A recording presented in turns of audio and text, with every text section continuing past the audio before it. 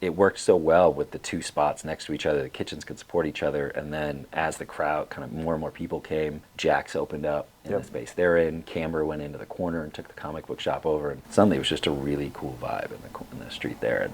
And the smoke shop closed. And then you had a couple places go in there. And that's, now where we have Go Mountain. And it's just, 5 restaurants in a row, 5 bar restaurants in a row. It's just going to create a vibe. Leo here, your host of the Building Bellingham podcast, and thanks for stopping by the studio. Pour a glass of whiskey or local beer, take a sip, kick those feet up.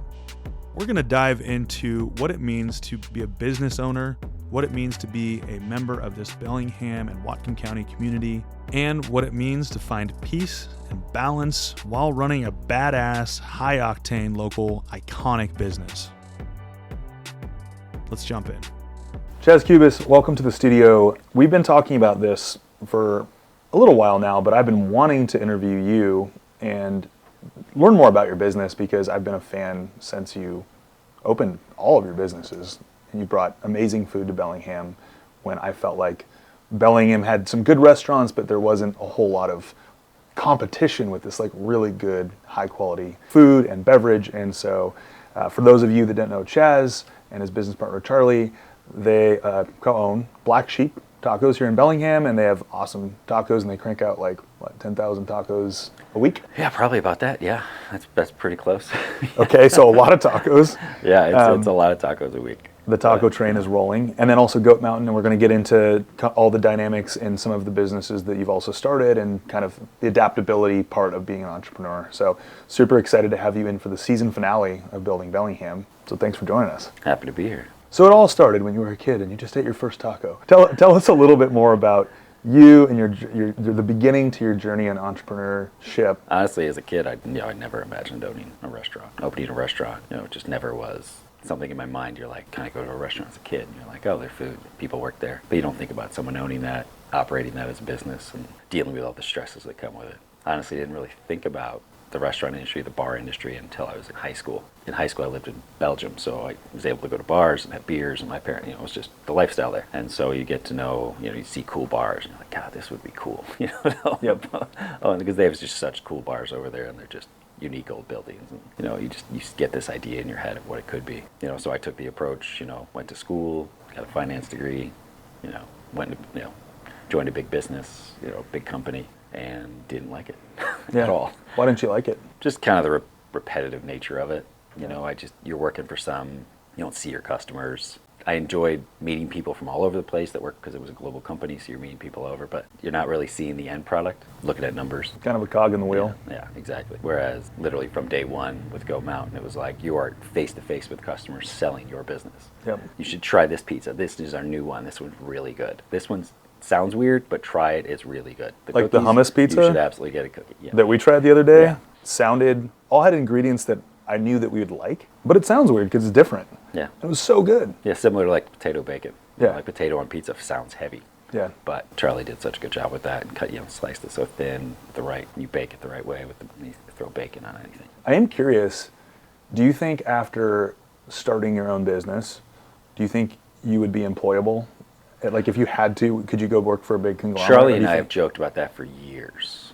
I think we were months into opening Go Mountain, and we joked about us being completely unemployable. Yep. Yeah, like I couldn't imagine it. It's just one of those thoughts that hit me all the time. It breaks you a little bit, like, right? I don't know if I could go work for someone else. I think I'd be a good employee eventually, as I kind of bought into like, oh yeah, this is this person's business. This is, I'm helping them build their dream, perhaps. But yeah, right now I don't know. I'm not sure how it would work.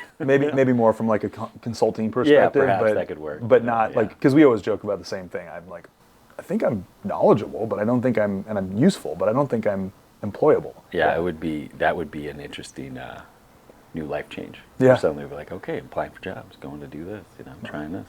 Well, you guys are crushing it, so I don't know that that's going to be an issue for you guys. But let's dive into that point when you're over in Belgium. You're seeing all these really cool bars. They have like a different theme or a different like take on food, or they take a classic thing and they make it really cool and interesting, or they do a classic thing really well.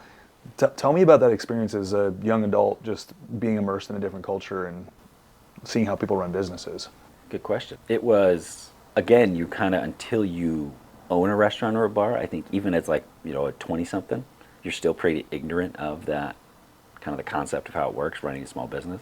And the funniest part is Belgium, like when Charlie and I, that's where we met, started talking about the business. We started talking about opening a business there, and we started looking into, financials of it, finding a location, how do you start a company there, how do you pay taxes there, how do you do all these things. We sat down with a woman there who literally had written a book about opening a business in Belgium. And she said, basically, you have to hide 90% of your income. That's how you do it here. Or only employ family. That's the only way you can make it work. Just because the taxes are so overwhelming, labor protections are so significant that it's just almost impossible to do it above board. Yeah. So that taught me a bit. Yeah. That was interesting. The types of businesses there are just, you have those classic old pizzerias there with like, the Napolitano style that are just, that's what I think about when I think back to my childhood, is that thin, burnt crust that's just so good. And then, you get the quirky old buildings that have been converted to clubs and bars that are just the coolest old things. And you could never open these things in the U.S. just from a code standpoint. Yeah, I mean, they're barely standing up. The bathrooms are, you think you've seen a bad bathroom in the U.S. Yeah. It's just, they would... might get hit with a brick on the way in. You're not sure what kind of disease you've walked out with just by walking in. Kind of thing. But even after, Charlie and I started looking, we kind of gave up. We said, we're not going to do this. And we just both happened to relocate back to the Northwest where he is from and where I kind of just made my way to due to some family connections and start talking again. Bellingham became the spot. Why Bellingham? I was living here at the time. It seemed like a cool town, just exploring it. All the outdoor stuff I absolutely loved. The population here is cool. Everybody loves getting out. They like trying new things. It's not much of like a homebody culture here, I think. And I saw, Charlie had been working on this pizza for quite a while in Belgium, and he had gotten it to a point where it was just, he could repeat it over and over again. It was so good. The crust was there. And I saw an opportunity here, pizza-wise. There's some good pizza places at the time. Fiamma was here. That was really good. You had like Pizza Pipeline for like late night, that kind of thing. But there weren't a lot of, you didn't have a lot of quality pizza here. It was a lot of college-esque places. Got the job done. Or what was the huge pizza that could feed like 10 households? Do you remember the the Colossus. Colossus? Yeah. Every other year or so we'll do that as our order for our company party. We just order a bunch of those. The pieces are like 2 feet long and different crowd. Yeah, I'm not even sure if it's worth it. They're so big, but they're so expensive. Yeah, They used to only be like $30. Oh God, that would have been the day. Yeah. But, New times. Yeah. I remember my first time eating Goat Mountain and walking in and going, wait, they're cutting my pizza, they're weighing out a piece. The crust is like focaccia bread. I'm not saying it is. I won't say that to Charlie, but don't say that to Charlie. But sorry, Charlie, if you're listening to this. But like, as someone who's not very educated on pizza, I just happened to really enjoy it. It was just really different. I mean that in a positive way. But he developed this crust, and he finally got it repeatable. What was that process like? I mean, you probably got to taste a lot. We ate a lot.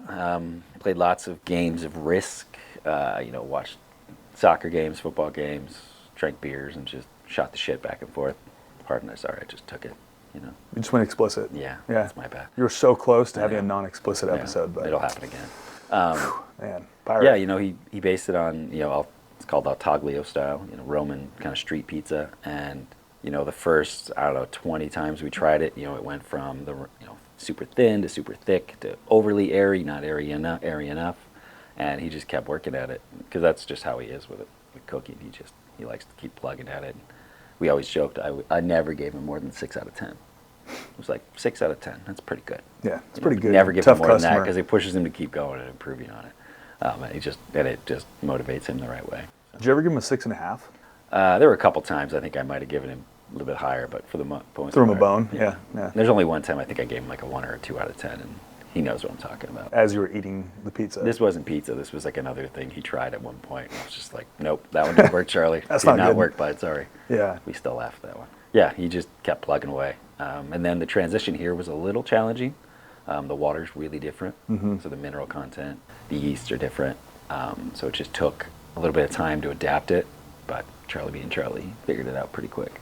I've been seeing a lot about how crops are grown here, the soil, the water, like so much differentiation between here and other countries and like the quality. What was that like? You guys come from Belgium, where I'm assuming is part of that culture of like. Yeah, it's the non-GMO. Yep. That's a big thing there. That's why, you just don't see American meat sold in Europe, that kind of thing. From a produce standpoint, it's not too different. You just get the crazy large grapes and, just stuff that just seems crazy, the sizing here, Most of the GMO is the difference, or the mineral content in the water was the big one, and the yeast, but it took them a while to find that. And then at one point during the operations of Go Mountain, the producer of the yeast we used changed their recipe. And that screwed the pooch a bit for us. Thanks for the heads up, guys. We're like, holy cow. Little things like that, just that forces you to adapt quick. You enter into the Bellingham food scene with Goat Mountain. What was the perception or the receptivity from Bellingham to this different style of pizza? It took a little while. I think after that first visit, people, quickly figured out, oh yeah, this is great because I can get, I can try that pizza I'm not sure about, just try an inch, like a little finger of pizza or whatever. But yeah, it definitely took people a bit of time to adjust. They're like, wait, I'm going to weigh, my pizza's getting weighed and I'm charged that way? How's that work? You get the crusty old guy every once in a while who just doesn't want to understand it, doesn't want to give you the time of day, and just walks out, and you just kind of go, all right, whatever. All right. You're not going to come back. Yeah, he's not a potato bacon guy anyways. Yeah, it was slow to start. The street was dead. There was nothing else on our street. What year was this? 2012. We opened in the fall. Of course, we just couldn't get it open for summer too, so we happened to open in September or end of August. So just as the slow season's beginning to approach, and we just were there all the time. We were just open all the time, as much as we could be there. We met more people in town, which helped us spread the word that way. More people tried it. Downtown Sounds was a huge help. Just the opportunity to get crowds of people walking past our restaurant that may not ever come downtown or may not walk past that in their day-to-day, movements. That was a huge help. And then just slowly we got to know the food truck helped a lot. We picked up the pizza wagon, as we call it. I remember it. The oven. It's like a Hobbit wagon. He had like the shingle on the side? Yeah. Yeah. Ross, who built that, it's a unique little thing he built. But that helped a ton.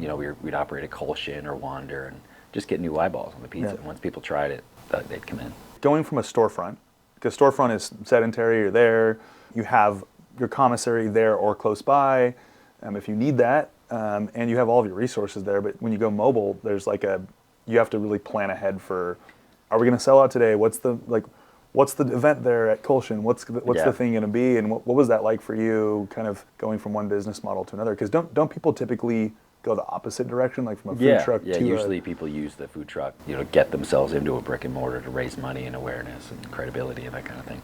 It was hysterical. I mean, first off, that pizza wagon, it's exterior, so you're not inside. You're not really protected from the elements for the most part. So when it's snowing outside, you're operating the snow. You have a little roof over your head, but figuring out how to transfer the pizza, because we par baked the pizzas and then we'd finish them off in the oven there.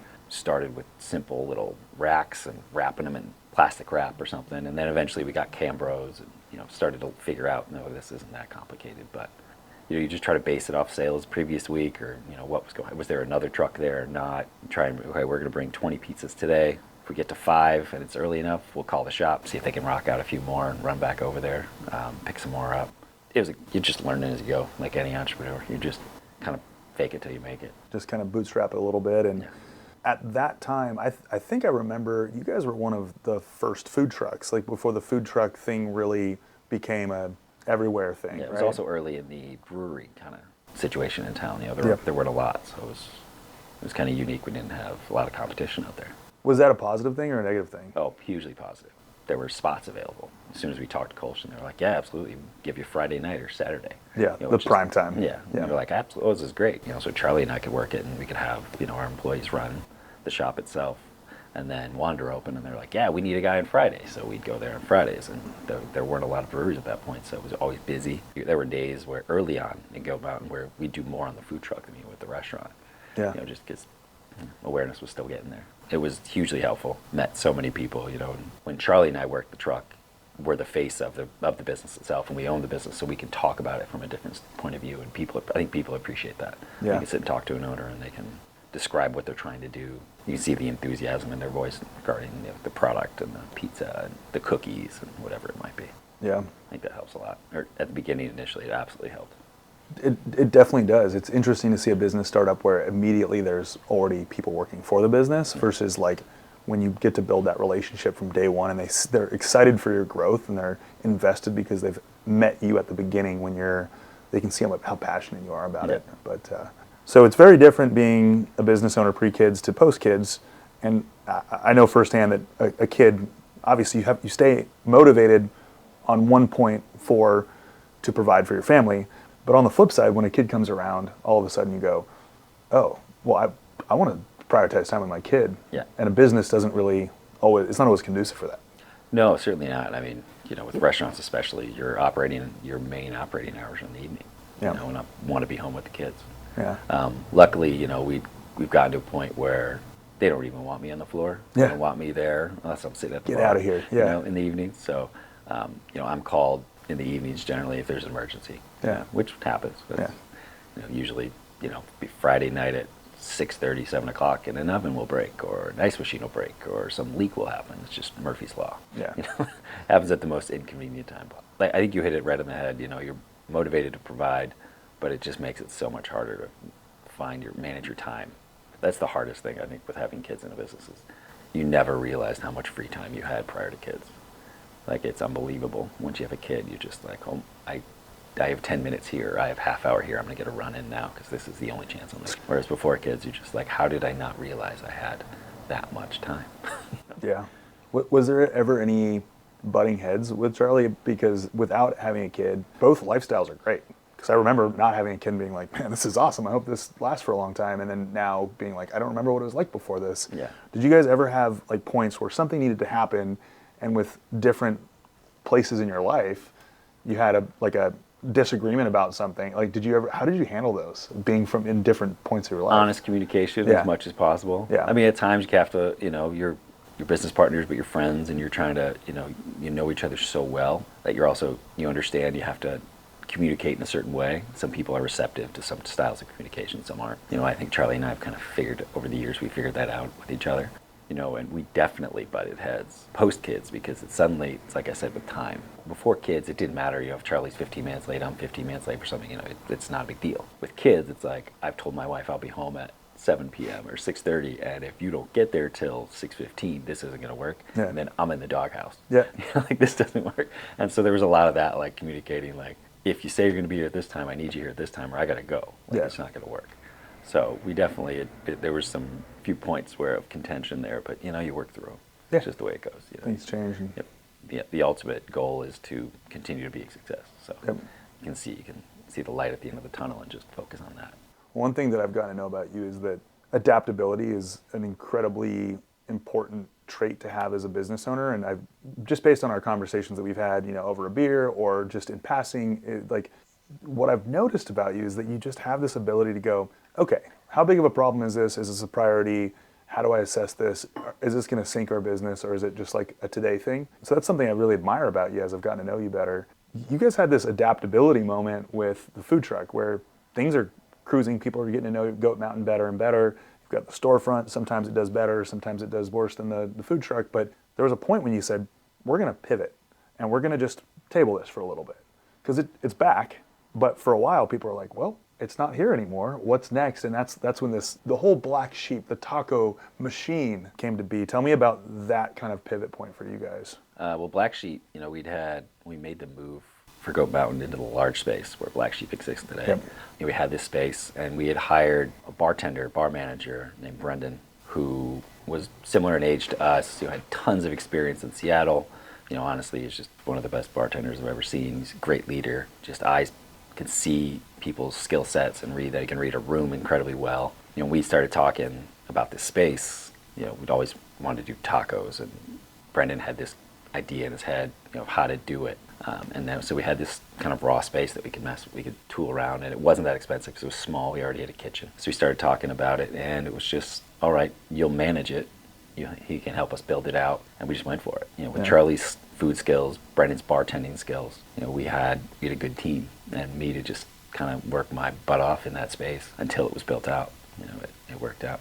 And Black Sheep just, took it, I think, probably a month before it was outselling Go Mountain. Yeah. Even in the big space.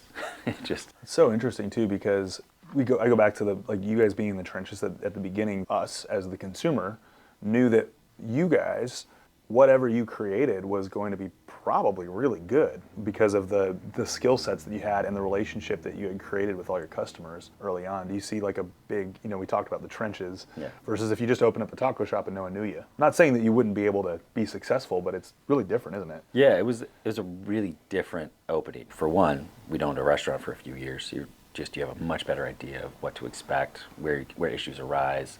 With Brendan there too, as like a longtime bartender, he just knew how to set a bar up that was really efficient and workable. And then we had the crew we hired to open Black Sheep was just like an all-star crew. We had a couple people come up from Seattle. We hired some well-known bartenders from town. I mean, their faces, when you walked in there were faces you knew immediately. If you'd been to any of the bars in town, they'd been working there for years and years. Will Canepa, Pat Morey, it's just like they were just faces you knew. So they had so many people that followed them from bar to bar. Some regulars just for them. They just found their way to Black Sheep. It was just an immediate success right off the bat. Like it was just such a cool environment. Bar, the way it was set up, like you just wanted to get a seat at that bar. Oh, yeah. Sit and talk to the bartenders, talk to the other customers. Like conversation was so natural there because you were so tight. Like if you're sitting there as a couple and there's another couple here or a single, conversation just naturally started because you're interacting with the bartender, you're interacting with them. It was just such a fun atmosphere. Yep. It was right away. It kept getting busier and busier and busier to the point where we weren't sure the space could keep up. It was a lot of fun. Well, I've had that experience at the bar, and it's really special because there are also other bars where you go there and it's very siloed, which is also fun. It's nice to have like a nice private setting too, but like that's a really unique setting in it. Now that as you explain your experience with restaurants in Belgium, I understand that. When you're putting it together, this all-star team, everybody was on the perfect same page, right? Or did you all have a different, because of different skill sets and different mindsets, did you all have the same vision? Or was it everybody looking at this ultimate experience with different perspectives? We had the vision, between Brendan, Charlie, and I, and that was pretty well defined. And then it was just identifying the right people to help bring that out. Whether it was, the daytime bartender had the right skill set to set the bar up for the evening, but able to, daytime's a little bit, quieter, so you're chatting the whole time. You don't want someone chatty who's gonna like just communicate to people, and that engages that person, that customer enough that they're like, oh, I want to come back in the evening with my friends, or I'm going to come back with my girlfriends, my buddies, or whatever. And so you have that person. Then in the evening, you have to have that kind of smart-ass bartender. Yeah. And we had Silas, and he was just awesome, to the point where, like, I have aunts that come and visit, and they still talk about Silas. Yeah, just a level of efficiency, but also they can banter, but they know when to cut it off. Yeah. Kind of deal. Yeah, exactly. It was just so fun, that group. Yeah, I look back and just laugh. It was a really cool spot and we just happened to open at the right time where we got lucky. We had really good service, really good staff, and the town was ready for it. There really wasn't anything like that at that point. Yeah, so there wasn't. It just everybody kind of matriculated there. It was great. I'm going to take this to a kind of higher level question here. A lot of running a business has to do with momentum. To some, it might have seemed like when Black Sheep opened, there was this instant momentum to it. But maybe you or I, or Charlie, or Brendan, or anybody else that runs a business would look at it as like, well, the tip of the iceberg is Black Sheep. You're seeing this thing, but the momentum really started when you opened in September in Goat Mountain. And It was like, wow, this is out of flow. This kind of sucks that it happened at that time. But tell me more about momentum as a business owner, like what people see versus what actually leads to that success. That's a good question too. Just trying to kind of break it down from my perspective. It's like when we opened Goat Mountain, we didn't know how to do it yet. So it was like there were steps. It was like the first few weeks we were like, we don't even have a good garbage can set up here. Like it's like a hidden behind a wall, behind a curtain, and then you just learn and you get better and better, and then you're like, okay, we need to get better beer taps. This beer cooler has worked well for us, but we got to find a way because we need more food storage. Step by step, you keep improving and improving. We never rested on our laurels there. It was just like whatever money we made, we invested right back in to continue to improve it. So when we did get new customers in, they came back and they wanted more. They invited other friends to come back and meet. And then as it gets busier and busier, you just get more and more motivated to improve it and improve it and improve it. And then as the crowds start coming, as your revenue starts to jump, you just kind of keep going. And then by the time we got to Black Sheep, we had an idea what we were doing. So when we opened from the first day, it operated, efficiently. We had the right look, the menu was set, the space was set. We were able to just go from day one, as opposed to Go Mountain where it took time to get there. Yeah. Black Sheep, we were ready from day one, having learned from all these other things. And as it got busier and busier, we knew how to adapt. Yeah. We knew what we could do to adapt that space.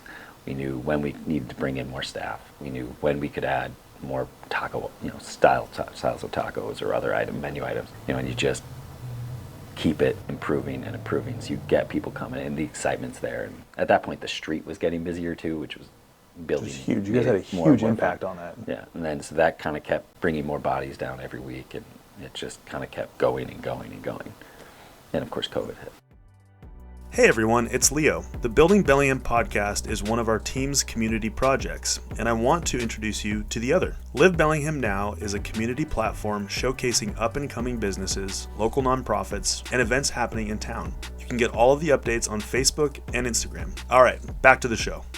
This takes me to the biggest question of all. There was a moment where, you could get tacos a la carte, and then you had to order them in pairs, and you broke my heart. You guys broke my heart. I'm a big taco fan, but tell me a little bit more. There was a lot of it had to do with COVID and doing pickup orders, but I remember that happening and going, well, now I have to order 6 tacos, and that's fine. I will eat them, but what happened? For the people that are wondering what happened, because you're back now at the a la carte, which is great. So I'm not knocking you for that. Yeah, but no, curious. that was 100%. Basically, we were so busy that our line cooks were struggling to plate. If you get a table of 6 and you're trying to make 6 plates and each person has 3 different tacos, there's a way to do that efficiently, but it's incredibly challenging. I bet. When you think about that, that's 6 times 3, you got 18 tacos coming up there. You're trying to build them all in an efficient order and get them out there, in a quick fashion. So we thought, all right, let's try this. And then, you got to order 2 of any type. And then if people complain, you can literally just say, well, you're with your friend here. Why don't you just order 2 of those? You order 2 of those. Makes sense. Yeah. You're just doing your best to survive. I don't share tacos. You just learned that I don't share tacos? Yeah, I guess. I don't do it well. You seem like that guy. Yeah. Here, you can have a bite. Just kidding. Tacos.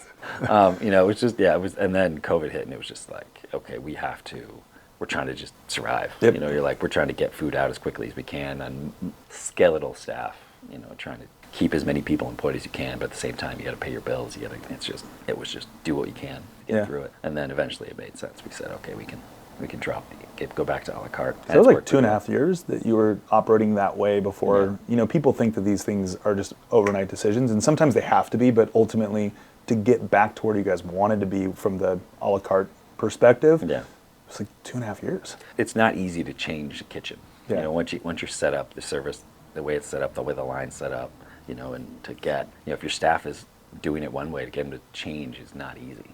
People are, creatures of habit. It's crazy how hard it can be just to add a menu item. Just get people to buy in. Like, okay, we're going to do this, and you got to learn how to make it. We're going to test it for a few weeks, try it. I can't even remember what made us change. It was just like, okay, I think the kitchen is at a point now where we can make that shift, and we won't get a mutiny. Yeah, I will say that the one taco that caught me by surprise that I really like, and I'm not a big mushroom guy, is the mushroom. Is it mushroom and kale? Yeah. That taco is delicious, and I'm not. The mushrooms are done incredibly well, but that was one of those. If there's something new on the menu, like the fried chicken when that was on the menu, also something I was like, interesting. Give it a shot. Awesome. Yeah, the mushroom always surprised me too. I wasn't sure because I'm not a mushroom guy, but that is a good taco. I love that. The fried chicken was one that I'd wanted forever and ever, and I just couldn't convince our kitchen manager, our chef, or Charlie to really do it. Finally, somebody bought it. It was just like, all right, finally I get my fried chicken taco, and everybody loved it. It's just been, I didn't make it. I'm not going to take credit for that at all. I just literally had pushed and pushed and pushed to get it on the menu, and finally made it on it. For people that are listening that are very curious about, you can get that on Tuesdays and Saturdays. Because I learned that the other day, and I was like, okay, cool, that noted. Taco Tuesday. Yeah, it's just so prep heavy, and it's completely separate, prep list versus the rest of our tacos. It's just inefficient. So we're trying to, we wanted to bring back the chicken tinga too. So it's just trying to figure out how we manage the 2 of them. The line's only so big. You can only do so many tacos. I don't know how some of these places do, taco lists of 15 to 20 tacos deep. You have to have a massive line to do it. It's not easy. I would love to have 15, 20 tacos and throw in all these quirky tacos. That's kind of always my push, is the quirkier the better. It can be crazy. Let's try stuff. Tacos do not have to be traditional. No. Try anything. if the food combo works, let's try it. So let's talk about leverage. Historically, from my perspective, it seems like a difficult, like kind of a rotating staff. It seems like in Bellingham, it's not like a career thing. It seems like it's more of a seasonal thing, or it's more of a, where you go to Seattle or other larger cities, there are career bartenders or career chefs or career whatever it may be. What's that like being in a college town where there are lots of good people, lots of great chefs or bartenders or whatever it may be, but someone finishes college and then they leave, or someone goes to a different restaurant or whatever it is. Like, what's that like? You're both really proud to see people move on, but also disappointed to see them leave. Yeah.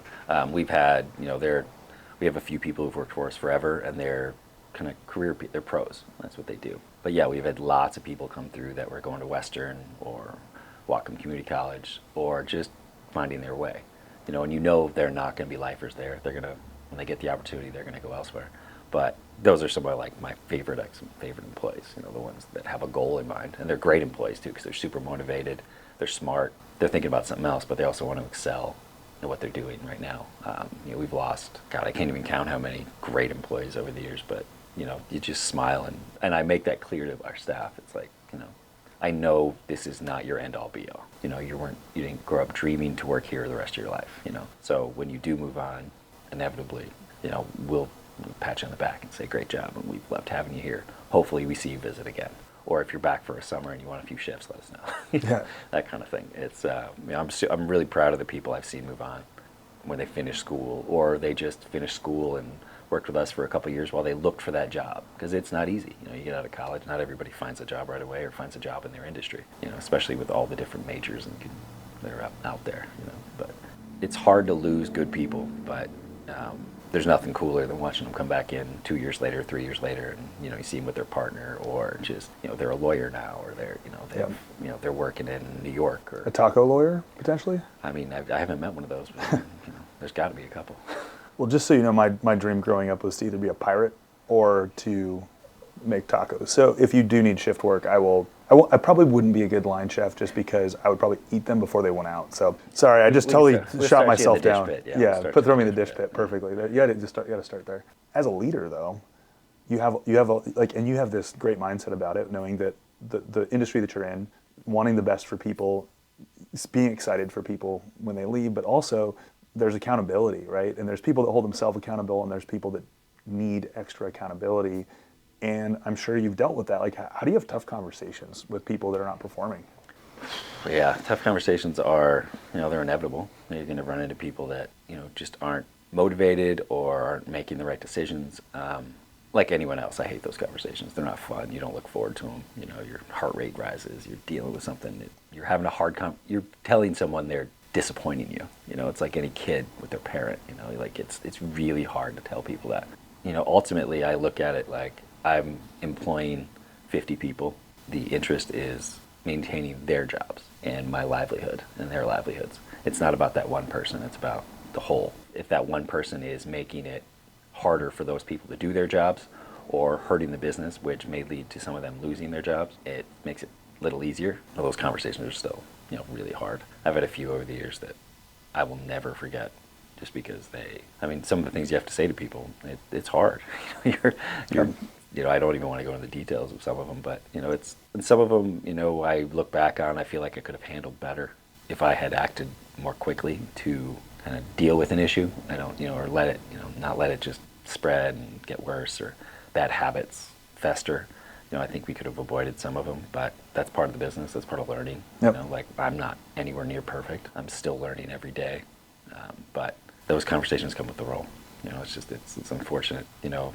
I've learned that delegating is incredibly important. So nowadays, it's like the conversation. If I'm having a hard conversation with someone, it's one of our senior managers. I'm not hiring the server or the expediter or the dishwasher. That's our other managers are making those hires, and they're making the fires too, in the most part, which is hard for them. You can see it when it gets harder. It weighs on them, because it's not their business; it's a job for them. And so it's a spot in their life. This is where they're at the moment, but it doesn't make it easier to fire somebody. No. It's hard. That's it. I won't press any further. Yeah. Firing's just hard. It's just one of those things. It's like, it's when even just job reviews, talking to people, and someone who you will continue to employ, that you think is for the most part doing a job, even providing criticism is hard. It's important. because I'd rather receive critical feedback from my staff to me than not, because I can improve. If I don't know, I can't improve it. I can't fix it. And I always tell my staff, it's like something's broken and I'm not told and I don't know, I can't fix it. Yeah.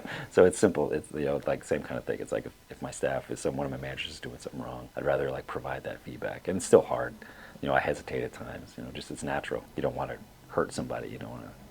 Brought up reviews. I'm going to kind of pivot a little bit here because our business thrives on good reviews. Not every review can be good, and you can't make everyone happy. And maybe the taco didn't come out right, or maybe the person, their life didn't come out right. I don't know. Yeah.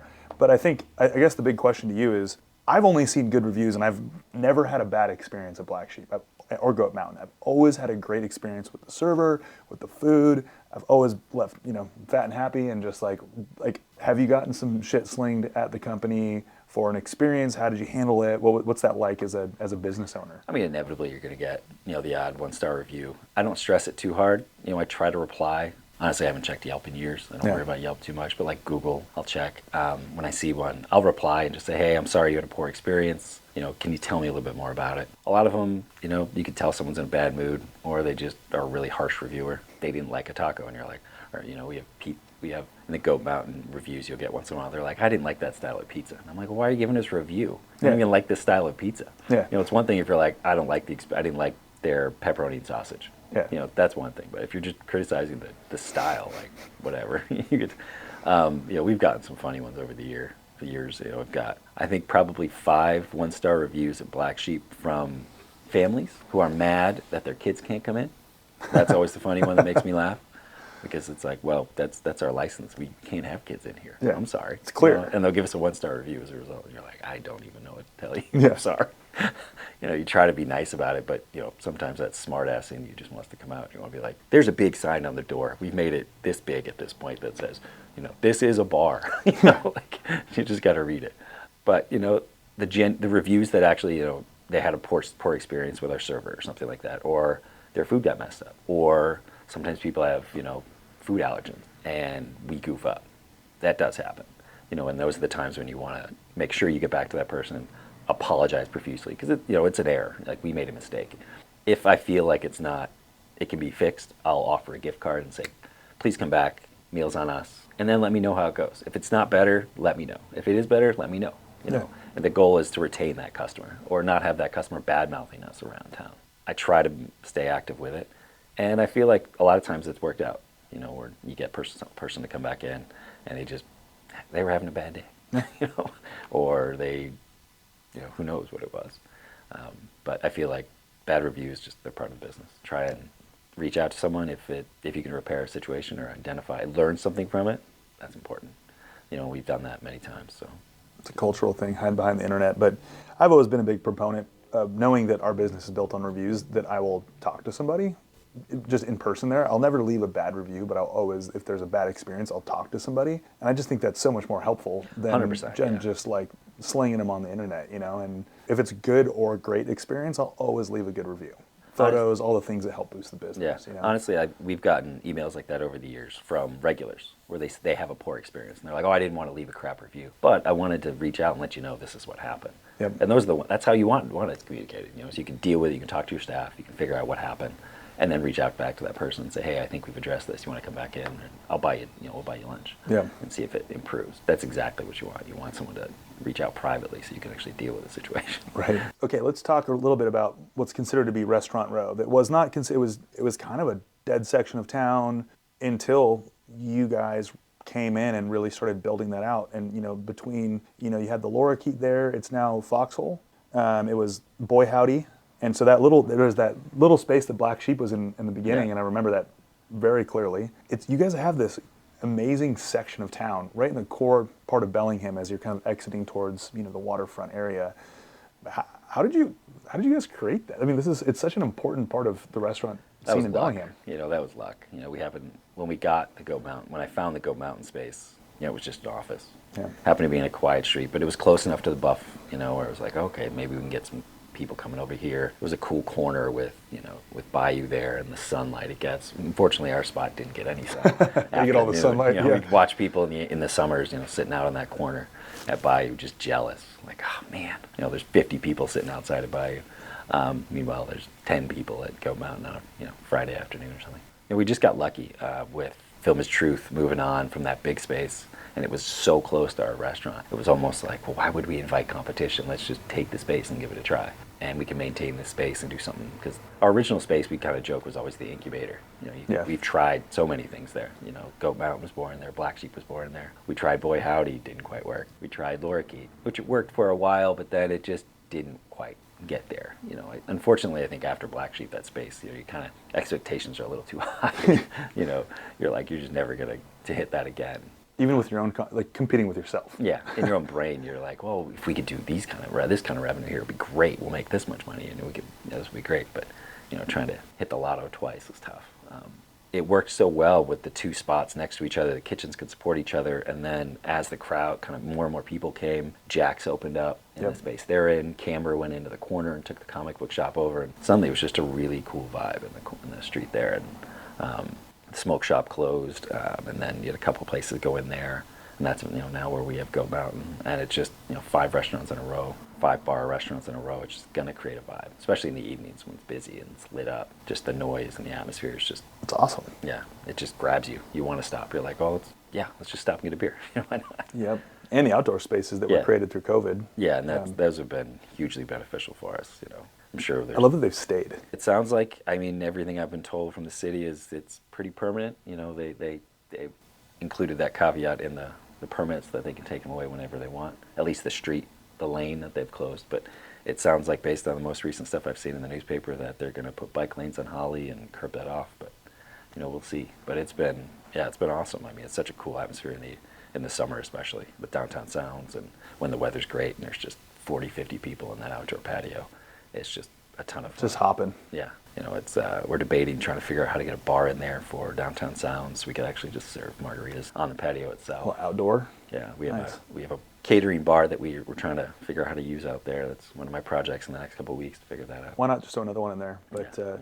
Speaking of projects, for anyone that's in Cornwall Park, Columbia area, there's a building that says Drinks Anyone.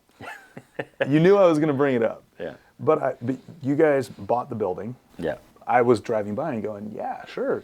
And just always curious. And then I kind of found out the connection. And tell me a little bit more about that space, what the vision was, what the vision potentially is in the future. What's the scoop? Well, yeah, that was me and Charlie and Brendan and another buddy of ours in town, Matt. We had this idea of opening just a cocktail bar there. Like, there's no cocktail bar in the neighborhood. And it just seemed, 3 of us live in the neighborhood. At that point, the 3 of us lived in the neighborhood, so it was just like, we would love a place to go. And we had leased the space originally with an option to try and buy it later from a friend of ours. Bill, the man who owned the building previously, did neon and signs, and he's like, do you mind if I put this up? And he put that Cocktails Anyone up, and so everyone thought that was going to be the name too, which was kind of funny. But it kind of took so long with permits and all of that, we kind of just lost momentum. Yeah. Momentum is important. And at that point, I decided we were going to reopen Goat Mountain, so kind of funding went there. Brendan had joined the become a Bellingham firefighter at that point, and there's almost only so much bandwidth you have. Yeah. Like, after 2 restaurants, like trying to go to 3 would just be, I don't know if my brain can handle it. And you're trying to identify, you need people to manage these things, at times. Like, it's hard to find good managers that can take on these different spaces. It's not easy. But maybe someday we'll do it again, but at the moment, we've leased the space out. It's going to be something pretty cool. Right on. I don't want to put it out there for him yet, but just when he's ready, he's ready. But keep your eyes peeled. Yeah. How do you balance the ambition of making a big impact on your community and creating a business that you're really proud of, and saying, yeah, it's enough. That's okay. I don't need to do more than that, because some people don't have that filter. They're just like, next thing, biggest thing. And that doesn't mean to not be versatile and have multiple things going, but yeah, I think you kind of get where I'm going with this. Yeah. I think I kind of started to realize that with, trying the Boy Howdy and the Lorikeet. Kind of start to realize, it's like, why continue to just push and push and push to keep opening things? Because it's an ego thing.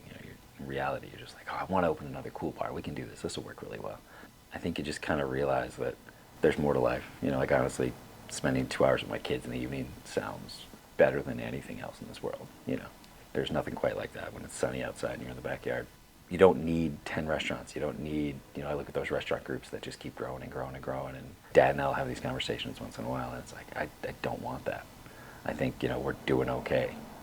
If someday, it made sense, maybe, but, I'm also, what do I want to be doing when I'm 50? Yeah. Do I want to be opening more restaurants? I don't know. That doesn't sound super fun. I don't have the energy for it. It's a young man's game. You just kind of realize that I have enough. I like my life. Yeah. I don't need to push and push and push to, there's other ways to set yourself up, in the future, as opposed to just push. And the restaurant industry's tough. Yeah. We've talked about before, we're batting 500. It's, yeah. Which is a pretty good baseball average, but, you think about that's a business that you had to close. Yeah. But luckily, with that incubator space that we talked about, like where Goat Mountain was born, where Black Sheep was born, where Howdy and Laura Keat and Foxhole with Charlie's Place now.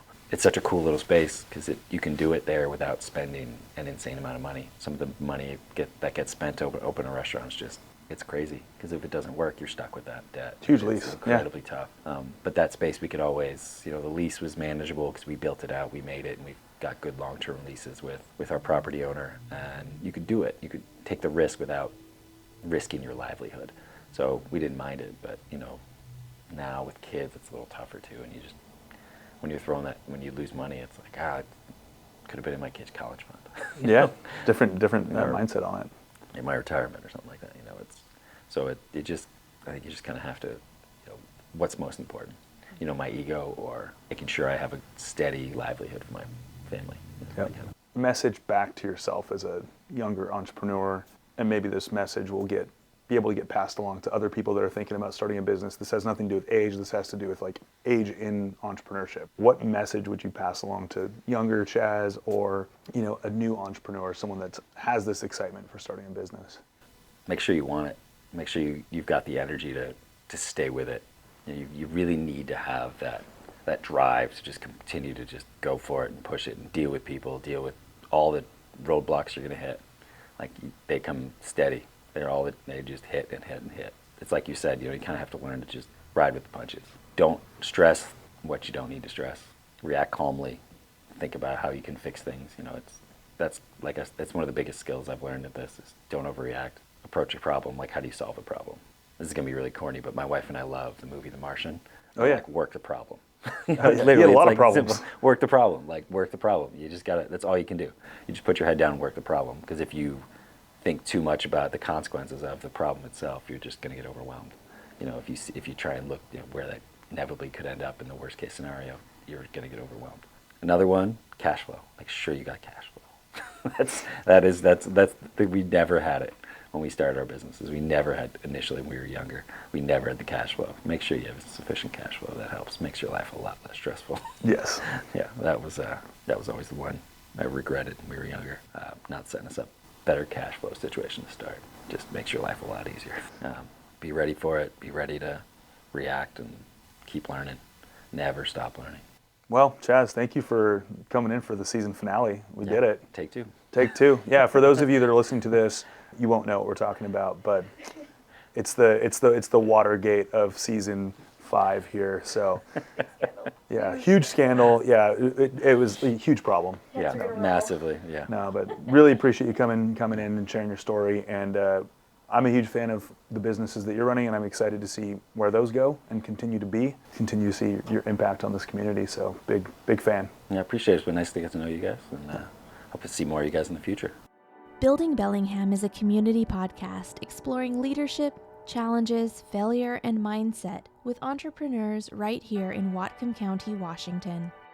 You can be the first to hear about upcoming guests by subscribing to the Building Bellingham Facebook or Instagram pages, as well as the Building Bellingham YouTube channel. This episode was produced and edited by Tiffany Holden. Our videography is done by Cooper Hansley. Community projects are by Taylor Beal. Thank you for listening.